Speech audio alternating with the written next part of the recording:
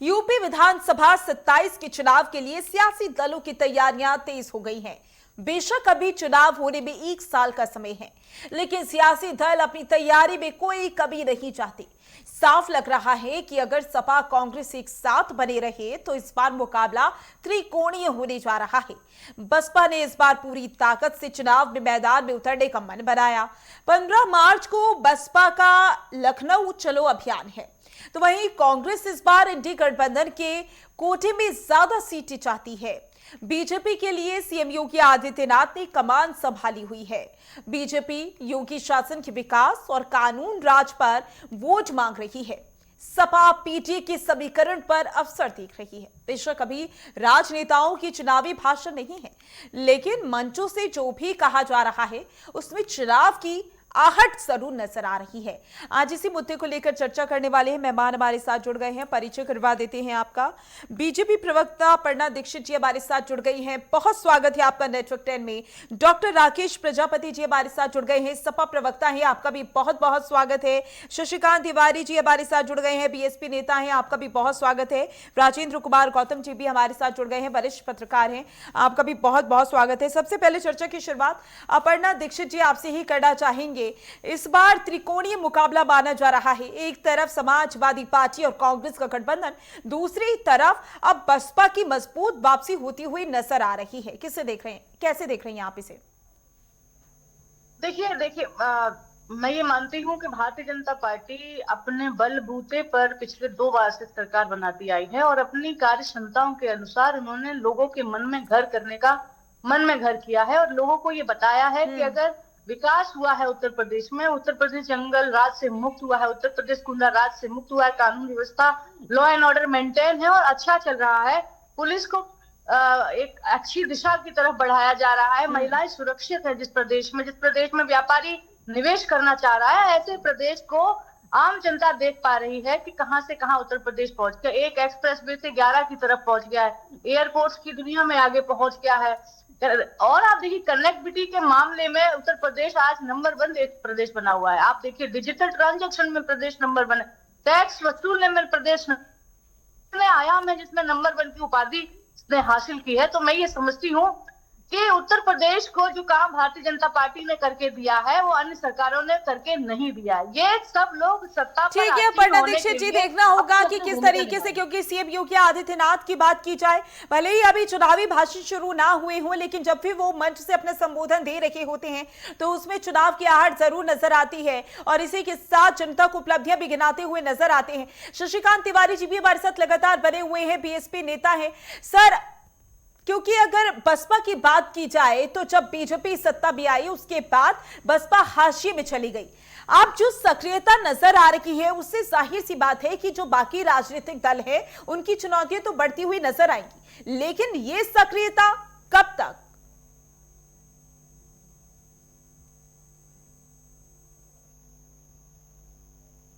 Sir आपका mic mute है, unmute कर लीजिए।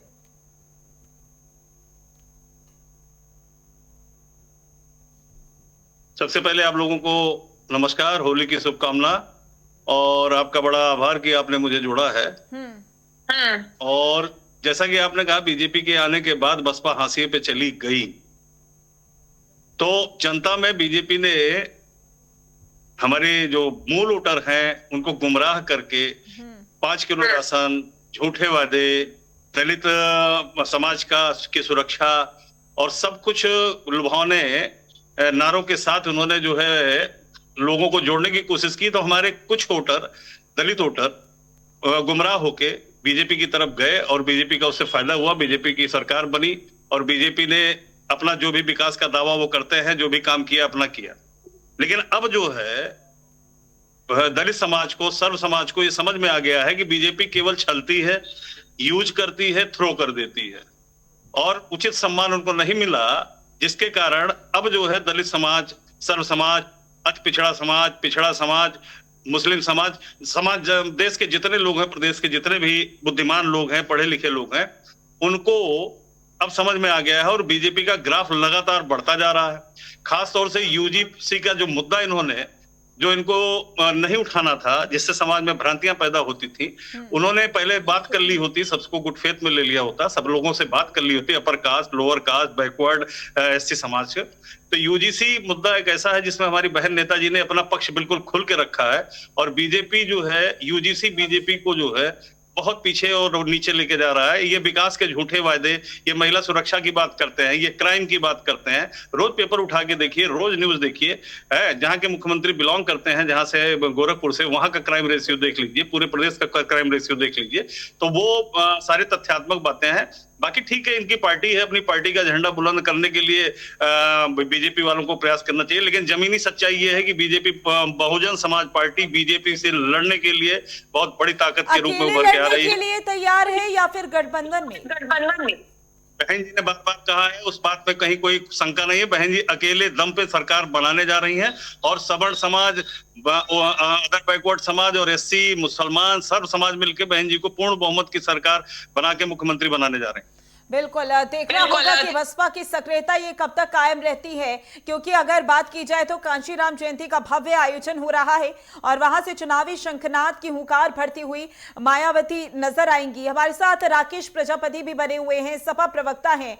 राकेश प्रजापति जी, क्योंकि समाजवादी पार्टी तो वैसे मुद्दे उठाती रहती है, यहाँ पर बताया जा रहा है कि इस बार भी कांग्रेस और समाजवादी पार्टी एक साथ विधानसभा चुनाव में लड़ती हुई नजर आएगी। ये बात कितनी हद तक सच है?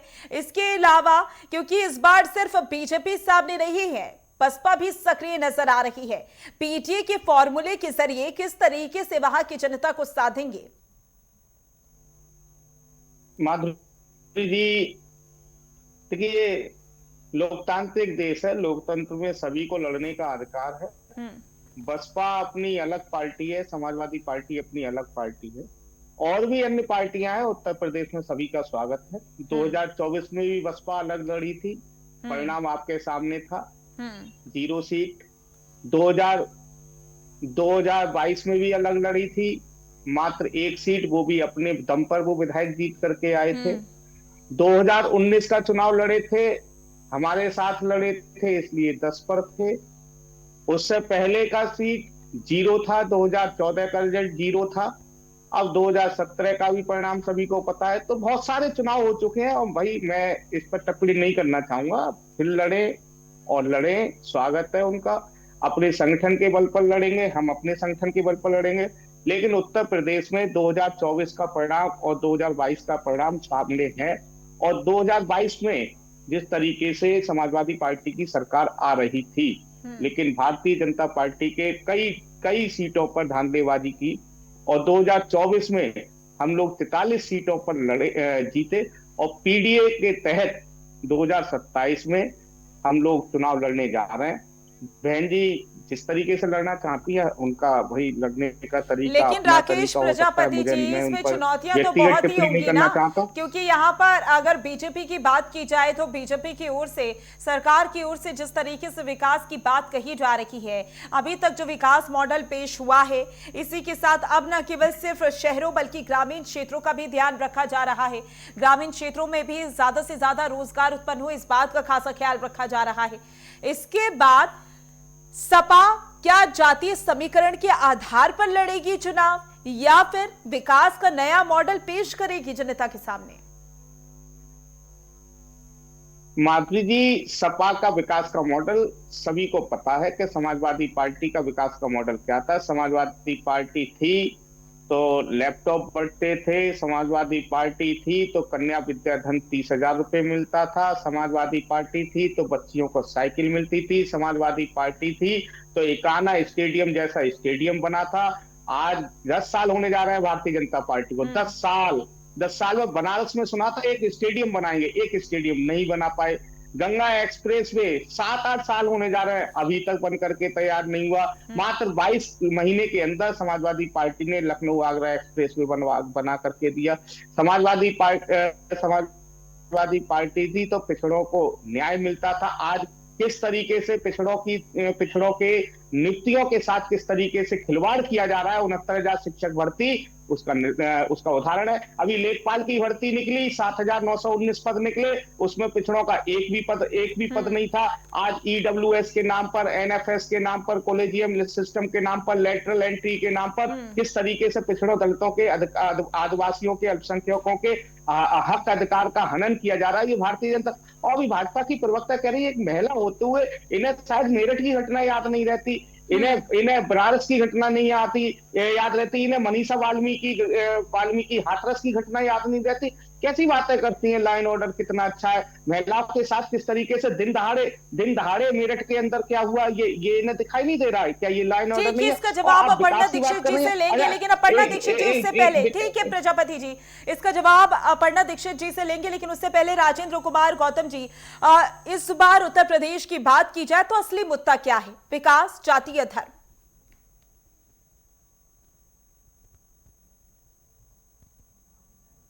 राजेंद्र जी, आपको आवाज आ रही है?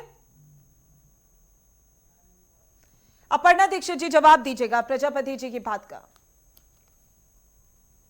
देखिए, मैं तो ये कहूंगी कि ये वो सरकार है, जब कोई अपराधी अपराध करता है तो अपराध करने से 20 बार सोचता है, और ऐसे अपराधों पे संगठनात्मक जितने भी अपराध हैं उन पर रोक लगी है। और ऐसा देखा जाए कि जो सरगना हुआ करते थे, ऐसे माफियाओं को मिट्टी में मिलाने का काम किया आदरणीय योगी आदित्यनाथ जी ने। जो लोग मंचों से, जिनका कुत्ता बैठकर हाथ मिलाया करता था, ऐसे लोग जो अत्याचारी हुआ करते थे, ऐसे लोग जो AK-47 राइफल लहराया करते थे दंगों के साथ, ऐसे लोगों का खात्मा किया उन्होंने। इनको धन्यवाद देना चाहिए। रही बात ऐसे अपराधियों की जो अपराध करते हैं, ऐसे लोगों को सबक सिखाने का काम योगी आदित्यनाथ जी बहुत अच्छी तरीके से बखूबी करते हैं, ताकि लोगों तक मैसेज जाए कि आप ऐसे अपराधों के लिए कोई जगह नहीं बची है उत्तर प्रदेश में। और उनको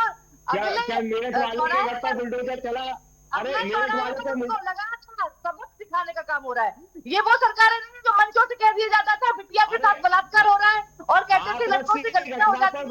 ऐसे शब्दों से तो बचते हैं, कम से कम हम ऐसे ही शब्दों की निंदा करते हैं, कम से कम ऐसे अपराधों की जो लोग FIR नहीं लिखने दिया करते थे अपनी सरकार में। अब बिटियाओं को घर से उठा ले जाकर किडनैप कर दूसरों के घर में जबरदस्ती रखा जाता था, उनकी शादियों से पहले अगवा कर लिया जाता था। ऐसे माहौल से बचा है उत्तर प्रदेश, मैं ये कह रही हूँ, और अब बेहतर बचा है। और मैं ये मानती हूँ कि आने वाले समय में इस तरीके के अपराधों से और मुक्ति पाने का, लोगों में मैसेज जाने का लगातार। ठीक है अपर्णा जी, अभी आपने प्रजापति जी की सवालों का जवाब नहीं दिया है, लेकिन उससे पहले राजेंद्र जी से पूछना चाहूंगी। राजेंद्र जी, आपको आवाज आ रही है? क्या मनीषा वाल्मीकि के अपराधियों के बुलडोजर चला? मनीषा वाल्मीकि के घर बुलडोजर चला? कितने साल चाहिए आपको? मतलब मेरठ वाले के घर पर बुलडोजर चला क्या? केवल ठीक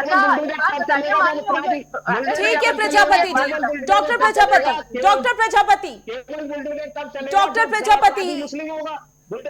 प्रजापति जी, मैं सवाल कर लूं उनसे, आप ही की सवाल पूछ रही हूं। डॉक्टर प्रजापति के ये सवाल है कि बनारस में जो स्टेडियम बनना था वो स्टेडियम क्यों नहीं बना? गंगा एक्सप्रेसवे में इतना समय क्यों लग रहा है? अरे मैडम, काम में एक प्रोसेस में एक टाइम होता है काम का। गंगा एक्सप्रेसवे की बात जो आप कर रही हैं उस पर लगातार काम चल रहा है। आप जो बात कर रही है स्टेडियम की, स्टेडियम पर भी काम चल रहा है। आप जो बात कर रही, देखिए काम को होने में पहले कुछ लोग कहते हैं MOU साइन हो गए, धरातल पर क्यों नहीं दिखता? तो आज 7 लाख से अधिक ऐसे MOU हैं, 7 लाख से अधिक, 7 लाख करोड़ से अधिक ऐसे MOU धरातल पर उतरकर लगातार काम चल रहा है। ऐसे MOU एक व्यक्ति कोई भी काम अगर करना चाहे, कोई भी सरकार 10 सालों में अपना काम करना चाहे तो उसको भी वक्त लगता है।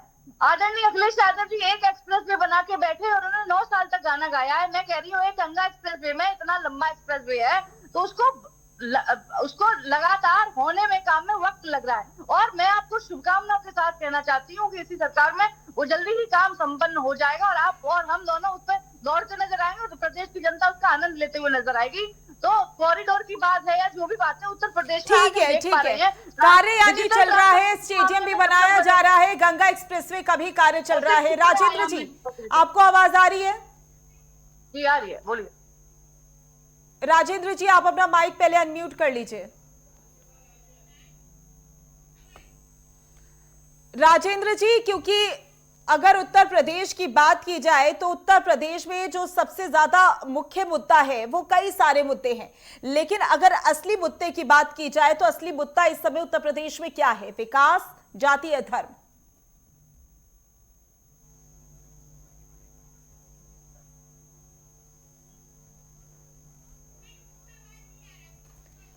तो राजेंद्र जी की आवाज नहीं आ पा रही है। हमारे साथ बसपा प्रवक्ता लगातार बने हुए हैं यहां पर शशिकांत तिवारी जी, क्योंकि हर एक वर्ग को साधने की कोशिश यहां पर बसपा सुप्रीमो मायावती की ओर से की जा रही है।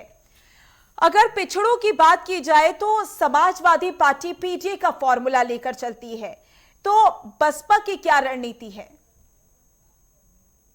देखिए, जैसा कि आप जानते हैं कि बहन जी हमारी राष्ट्र की एक ऐसी नेता है, दलितों की सबसे बड़ी नेता होते हुए भी सर्वजन हिताय सर्वजन सुखाय के फार्मूले पे वो काम करती हैं। इसकी मिसाल उन्होंने पेश की थी 2007 से लेके 2012 के अपने कार्यकाल में कि जितने पैरामीटर पे आप डिस्कस कर रही हैं, एक्सप्रेस हाईवे से लेके सबसे पहले उन्होंने यमुना एक्सप्रेसवे बनाया था। उसके बाद उन्होंने सर्व समाज और खास तौर से अदर बैकवर्ड समाज के तमाम साथियों को उन्होंने तमाम विधायक बनाया, टिकट दिया, मंत्री बनाया और तमाम आयोगों के सदस्य बनाए। पिछड़े वर्गों के लिए उन्होंने बहुत काम किया है, तमाम योजनाएं उन्होंने लागू की हैं, ये रिकॉर्ड में। दूसरी बात है कि जो ये आज बहस चल रही है कि पीडीए को साधने के लिए जो समाजवादी पार्टी ने नया फार्मूला बनाया है, अभी इसी बीते 9 अक्टूबर को मानवर कांसीराम साहब की पुण्यतिथि पर पीडीए से डी निकाल दिया था बहन जी ने, जब उनकी एक हुंकार पे, एक आवाज पे 10 लाख से ऊपर आदमी जो है लखनऊ श्रद्धांजलि देने पहुंच गया था। वो दलित समाज का आदमी था, रोटी चटनी सड़क पे बैठ के खा के अपने पैसे से वो पहुंचा था। अभी इसी 15 मार्च को, आने वाले 15 मार्च को जब बहन जी ने हुंकार भर दी है कि लखनऊ चलो, तो आप देखिएगा इसी 15 मार्च को 15 लाख आदमी जो है मानवर कांसीराम साहब को श्रद्धांजलि देने आ रहा है। तो इनमें पीडीए का जो डी है इनको समझ में आ जाएगा समाजवादी पार्टी को। और जिस तरह से इन्होंने मानवर कांसीराम साहब के नाम पर बने जिलों का हटा के उनके तमाम योजनाएं, दलितों समाज महापुरुषों के नाम पे जो योजनाएं बहन जी ने लागू की थी, इन्होंने उसको हटाया। पिछड़े वर्ग के लिए जो भी इन्होंने अपमान किया है उसकी मिसाल कहीं और नहीं दिखती है। बहन जी ने अपने कार्यकाल में सर्वजन के लिए, चाहे अपर कास्ट का हो, चाहे ब्राह्मण समाज से हो, चाहे मुस्लिम समाज से हो, चाहे ठाकुर समाज से हो, चाहे वो बैकवर्ड अदर सम्मानित बैकवर्ड साथी हो, तमाम लोगों को मंत्री बनाया है। तमाम लोगों को जो है उन्होंने बना के उसकी मिसाल पेश की है। और लॉ एंड ऑर्डर की बात की जाए तो बहन जी के कार्यकाल की तुलना किसी कार्यकाल से की नहीं जा सकती। बहन जी ने कभी कोई बुलडोजर नहीं उठाया था। बहन जी ने कभी जो है मिट्टी में मिला देंगे का बयान नहीं दिया था। बहन जी ने जो कहा था, जो भी उनका लॉ एंड ऑर्डर उन्होंने सोचा था सर्वजन हिताय के लिए। लेकिन शशिकांत तिवारी जी, यहाँ पर कार्रवाई माफियाओं पर ही तो हुई है।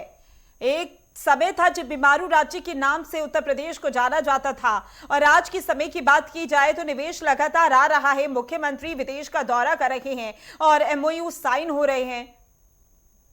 नहीं, एमओयू ठीक है, हर मुख्यमंत्री को अधिकार है कि वो अपने कार्यकाल में अपने क्षेत्र का, अपने विधानसभा और अपने प्रदेश का विकास करे। इसीलिए मुख्यमंत्री चुना जाता है। जनता इसीलिए सरकारों को बदलती रहती है कि ठीक है भाई, आप हमसे नहीं कंफर्टेबल हो, आप करके दिखाओ। इन्होंने क्या किया है, अब एमओयू साइन करने चले हैं।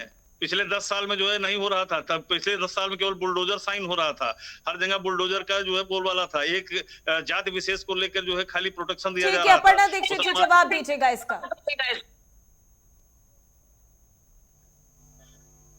जी, तो मैं बता दूं, एमओयू साइन पहली बार नहीं हो रहा है। ये 2022 में भी हुआ था, ये 2023 में भी हुआ था, अन्य समय समय पर G20 को लेकर हुआ था। और 7 लाख करोड़ से अधिक पैसा है जो धरातल पर उतारा गया है। 10,000 से अधिक ऐसी इकाइयां हैं जिस पर अलग अलग विभागों में काम चल रहा है एमओयू को लेकर। और जो अभी हो रहा है, ये लोग देखिए माहौल बना रहे हैं कि अब चुनाव से 1 साल पहले चले गए, जबकि 2022 की तत्काल बात गए थे G20 तो अभी तो थोड़ी दिनों पहले ही हुआ था। तो ये अभी चुनाव तो देखा नहीं गया था। तब भारतीय जनता पार्टी कोई भी काम करती है तो कोई माहौल बनाने के लिए नहीं करती है। असल में उत्तर प्रदेश का विकास हो, 1 ट्रिलियन अर्थव्यवस्था का जो हमने लक्ष्य रखा है, हम उसकी ओर अग्रसर कैसे हो सकते हैं, वो हर संभव प्रयास किया जा रहा है। और मुझे लगता है कि इसी तरफ अग्रसर होना चाहिए, अच्छे कामों को सराहना चाहिए। आज हमारी प्रति व्यक्ति आय को देखिए, अच्छे कामों को सराहने की जगह पर लोग उसको धुतकार रहे हैं, लोग उसको क्रिटिसाइज कर रहे हैं। मुझे लगता है कि लोग सत्ता पर आसीन होने के लिए इतने आतुर हो चुके हैं कि अच्छे कामों को भी गिनती में नहीं लिया जा रहा है, क्योंकि उनको लगता है कि ये यहाँ खराब है, ये यहाँ खराब है। चलिए उनकी एक विचारधारा है, अलग एक पार्टी है, वो हमारी पार्टी को क्यों प्रोत्साहन देंगे हमारे कामों को। लेकिन मुझे लगता है कि कुछ ऐसे एक काम योगी आदित्यनाथ जी ने और भारतीय जनता पार्टी की सरकार ने किए हैं जिस पर लोग हामी भरते हैं और लोग उनको डंके की चोट पर मानते हैं कि ये समाज में काम हो रहा है। ठीक है, और हुए हैं। शशिकांत तिवारी जी, तो सर, शशिकांत तिवारी जी कुछ कहना चाह रहे हैं, बोलिएगा, जल्दी बोलिएगा। मैं आपकी सारी बात से इत्तेफाक रखता हूं कि जब से आप आई हैं सरकार में, आदरणीय योगी जी आए हैं, काम हुआ है। लेकिन मैं ये कहना चाह रहा हूं, गंगा एक्सप्रेसवे किसके समय का प्रपोजल था? आदरणीय बहन मायावती जी के। और उसको कैश कौन करा रहा, बना आप रहे हो, चूंकि सरकार आपकी है। जमुना एक्सप्रेसवे बहन जी ने पहला एक्सप्रेसवे बना के दिखाया था। और ठीक है, आप जो अपना जो भी गिना रही है अपना डेवलपमेंट, मैं उससे इत्तेफाक रख रहा हूं। लेकिन आपको एक जमीनी सच्चाई बता दूंगा अपर्णा जी, आप काफी पढ़ी लिखी प्रवक्ता है, कि जमीन बीजेपी की खिसक गई है। यूजीसी मुद्दे पर अपर कास्ट के लोग आपसे जो है तो नाराज ही हो गए हैं, और आपके जो स्टैंड, आपकी सरकार जो है गलत स्टैंड ली है, इसके कारण सर्व समाज के लोग नाराज हो गए हैं। आपका ना विकास मॉडल कोई देख रहा है, ना कोई आपका जो है डेवलपमेंट देख रहा है, लेकिन अभी शशिकांत तिवारी जी जिलाधिकारी नियुक्त किए गए हैं, उनमें तो ब्राह्मणों का नाम है, 3 ब्राह्मण उसमें चुने गए हैं, नियुक्त किए गए हैं। फिर से शशिकांत तिवारी जी, अभी जो पंकज चौधरी की ओर से जिलाधिकारी नियुक्त किए गए हैं, उनमें तो 3 ब्राह्मण हैं। नहीं, मैं ब्राह्मण और ठाकुर की बात इस पे नहीं कर रहा हूं। मैं कर रहा हूं कि यूजीसी का एक प्रोपोगंडा लाके बिना सोचे समझे, यही हमारी नेता ने कहा, कि सबसे पहले राय मशविरा करके आप लागू करिए ना। आपने उसको लागू करके समाज में विद्वेष फैला दिया। यानी कि शशिकांत तिवारी जी, बसपा का मुद्दा यूजीसी भी रहने वाला है। प्रजापति जी, अगर समाजवादी, बसपा का मुद्दा समाज के लिए काम करने का मुद्दा है, लॉ एंड ऑर्डर का मुद्दा है, और सारे समाज को एक साथ लेके चलने का मुद्दा, ये बहन जी का सबसे प्राइम नारा है। ठीक है डॉक्टर प्रजापति जी, समाजवादी पार्टी और कांग्रेस की बात कर ली जाए तो इस बार क्या लग रहा है, सीटों को लेकर समन्वय बन पाएगा या नहीं बन पाएगा, या फिर पहले कई समय तक इसी में उलझे रहेंगे कि इतनी सीटें आप लीजिए, इतनी सीटें हम लेंगे, इन सीटों पर हम अपने प्रत्याशी उतारे, इन सीटों पर आप अपने प्रत्याशी उतारे, या सब कुछ पहले से ही सेटल चल रहा है? देखिए, अभी 2024 का चुनाव हुआ था। 2024 के चुनाव में भी भारत की मीडिया द्वारा यही दिखाया जा रहा था लगातार कि कभी ये हो रहा है, कभी हो रहा है। निश्चित रूप से इंडिया ब्लॉक मजबूती के साथ उत्तर प्रदेश के अंदर लड़ने जा रहा है, और हमारे 2 नेता राहुल गांधी जी और अखिलेश यादव जी इस बात का निर्णय लेंगे। और निश्चित रूप से उत्तर प्रदेश के अंदर जिस तरीके से 2024 के चुनाव में इनके 400 पार के नारे की हवाई टाटा फिश करने का काम उत्तर प्रदेश के अंदर अगर किसी ने किया था तो समाजवादी पार्टी और कांग्रेस के गठबंधन ने किया था, और इन्हें 2 बेसाखियों पर लाने का काम किया था और 240 पर रह गए थे। ठीक उसी प्रकार से इस बार आप चिंता ना करिए, 2027 के चुनाव में मैं बार बार कहता हूं इस चीज को कि पहले तो पीडीए और मजबूत नहीं था, इस बार पीडीए और ज्यादा मजबूत होकर के निकलेगा। उसका कारण है कि इस बार मोस्ट बैकवर्ड क्लास के लोगों को भी पर्याप्त प्रतिनिधित्व मिलने जा रहा है, और जब प्रतिनिधित्व मिलेगा तो निश्चित रूप से पीडीए और कुछ नहीं था। पीडीए का मतलब पीडीए था कि सभी जातियों को, जो पिछड़े थे, दलित थे, आदिवासी थे, अल्पसंख्यक थे, उन लोगों को पर्याप्त प्रतिनिधित्व देने का कार्य किया गया था, और टिकट वितरण का कार्य डॉक्टर राकेश प्रजापति जी, अपर्णा जी, यूजीसी को लेकर कमेंट।